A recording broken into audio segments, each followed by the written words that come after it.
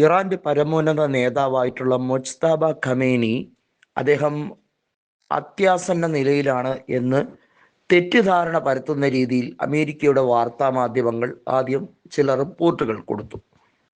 ഇത് വ്യാജമാണെന്ന് അമേരിക്കയിലെ തന്നെ മറ്റ് ചില പത്രപ്രവർത്തകർ പൊളിച്ചെഴുതിയതോടുകൂടി വാസ്തവത്തിൽ തീവ്ര വലതുപക്ഷ ഗ്രൂപ്പായിട്ടുള്ള ട്രംപിനെ അനുകൂലിക്കുന്ന മാധ്യമങ്ങൾ പത്തി താഴ്ത്തുന്ന അവസ്ഥയായി. ഒന്ന് ആലോചിക്കണം, അന്താരാഷ്ട്രപരമായി അമേരിക്ക തകർന്ന് തോറ്റമ്പി നിൽക്കുകയാണ്. ഇറാൻ എടുത്തിരിക്കുന്ന ഡീല്, അതായത് ഹോർമൂസ് കടലിടുക്കുമായി ബന്ധപ്പെട്ട വിഷയത്തിൽ ഒമാനുമായി ഒരു സഖ്യത്തിലേക്ക് എത്തുകയും ഒമാനുമായി ഒരു കരാറിലേക്ക് എത്തുകയും ചെയ്യുന്നതോടുകൂടി അമേരിക്ക വെളിയിലാവുകയാണ്. നിങ്ങൾക്ക് എന്താണ് മിഡിൽ ഈസ്റ്റിൽ കാര്യം എന്ന് ആവർത്തിച്ച് ചോദിച്ചുകൊണ്ട് കൃത്യമായി GCC രാജ്യങ്ങൾ രംഗത്ത് വരുന്നതോടുകൂടി അമേരിക്കയ്ക്ക് വാസ്തവത്തിൽ നാണക്കേടായി. എവിടെ എന്ത് പ്രശ്നം നടന്നാലും അതിലൊക്കെ കയറി ചൊറിയാനും ഇടപെടാനും ശ്രമിച്ചുകൊണ്ടിരുന്ന അമേരിക്ക വാസ്തവത്തിൽ നിങ്ങൾക്ക് നിങ്ങളുടെ കാര്യങ്ങൾ നോക്കിക്കൂടെ? നിങ്ങളുടെ സഖ്യകക്ഷിയായ ഇസ്രയേലുമായി ബന്ധപ്പെട്ട് നിങ്ങൾ ഏതൊക്കെ രീതിയിൽ പ്രവർത്തിക്കുന്നു എന്ന് ഞങ്ങൾക്കറിയാം. പക്ഷേ ഹോർമൂസ് കടലിടുക്കുമായി ബന്ധപ്പെട്ട് നിങ്ങളുടെ ഒരു ചരക്ക് കപ്പൽ പോലും അതുവഴി നീങ്ങുന്നില്ല.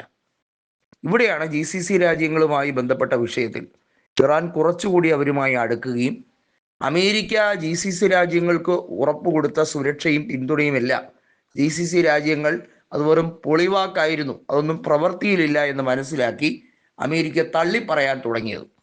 നമ്മൾ മനസ്സിലാക്കേണ്ടത് മൊജ്തബ ഖമേനി മരിച്ചു, അല്ലെങ്കിൽ മൊജ്തബ ഖമേനിയുടെ അവസാന നാടുകളിലേക്ക് കടക്കുന്നു എന്നൊക്കെയുള്ള രീതിയിൽ ഇസ്രയേലും അമേരിക്കൻ മാധ്യമങ്ങളും തെറ്റായ വാർത്ത പടർത്താൻ തുടങ്ങിയത് ഇന്നും ഇന്നലെയൊന്നുമല്ല.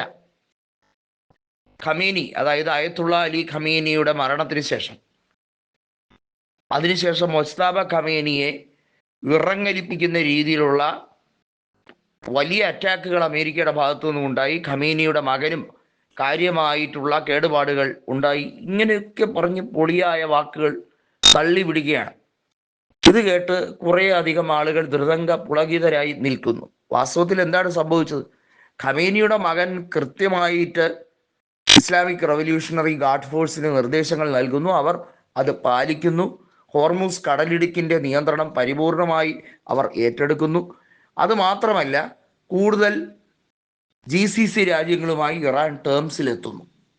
ഏറ്റവും ഒടുവിൽ സൗദിയും പാകിസ്ഥാനും തുർക്കിയും എല്ലാം ചേർന്ന് ഒരു സഖ്യം രൂപപ്പെടുന്നു എന്നുള്ള രീതിയിൽ വരെ വാർത്ത വരികയാണ്.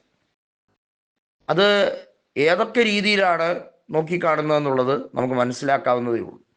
ഏതൊക്കെ സഖ്യമുണ്ടായാലും ഇറാൻ ഇവരെ ആരുടെയും ഭീകര സംഘടനയുമായി ചേർന്ന് പ്രവർത്തിക്കാൻ താല്പര്യപ്പെടുന്നവരല്ല.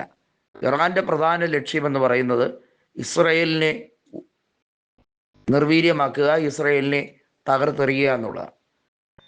അതുമാത്രമല്ല, ഇറാന്റെ പ്രോക്സി ഗ്രൂപ്പുകൾ ആരും തന്നെ മറ്റ് രാജ്യങ്ങൾക്ക് അപകടമുണ്ടാക്കുന്ന രീതിയിലേക്ക് പ്രവർത്തിക്കാൻ ആഗ്രഹിക്കുന്നവരല്ല.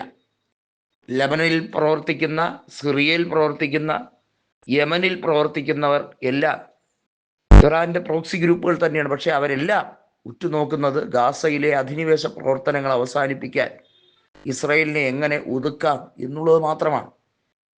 അത് അമേരിക്കയുടെ ശത്രുത പിടിച്ചു പറ്റുന്നുവെങ്കിൽ അമേരിക്കയുടെ മാത്രം ശത്രുക്കളാണ്.